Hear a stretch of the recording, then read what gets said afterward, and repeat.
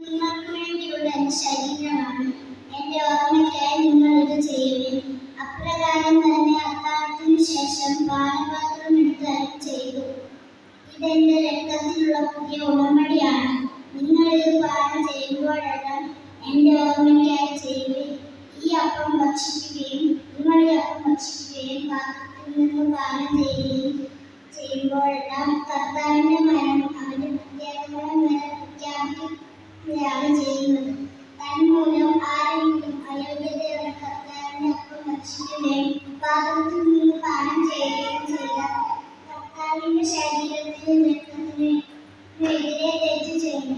അതിനാൽ ഓരോരുത്തരും ആത്മശോധന ചെയ്തതിനു ശേഷം ഈ അപ്പം ഭക്ഷിക്കുകയും പാത്രത്തിൽ നിന്ന് പാനം ചെയ്യുകയും ചെയ്യട്ടെ.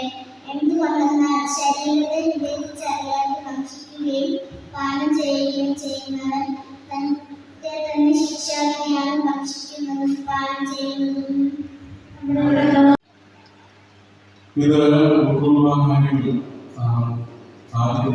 തിന്മയുടെ ശക്തി പ്രവർത്തിക്കുന്നത്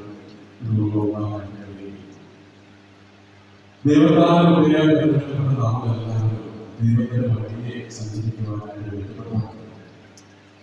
എന്നാൽ ഈ കുഞ്ഞുങ്ങൾ ഇവിടെ ആയിരിക്കുമ്പോൾ അനാദികാലം തന്നെ ഈ കുഞ്ഞുങ്ങൾ ദൈവത്തിന്റെ സ്വന്തമാണ്. ഈ കുഞ്ഞുങ്ങൾ ദൈവത്തിന്റെ സ്വന്തമായിട്ട് ഇവരുടെ ജീവിത സാമഗ്രി ഈ കുഞ്ഞുങ്ങൾ അല്ലാതെ കുടുംബം മുടി പല ദിവസത്തെ പ്രാർത്ഥനയും പഠനവും ഉരുക്കവും എല്ലാം നമ്മൾ ഈ കുഞ്ഞുങ്ങളോട് കാര്യങ്ങൾ ഉത്സാഹത്തോടെ തീർച്ചയായും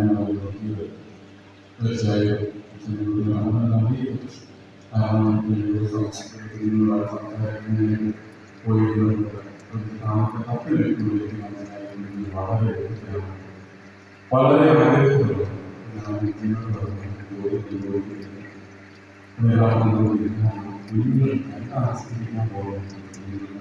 വളരെ വ്യക്തമാണ്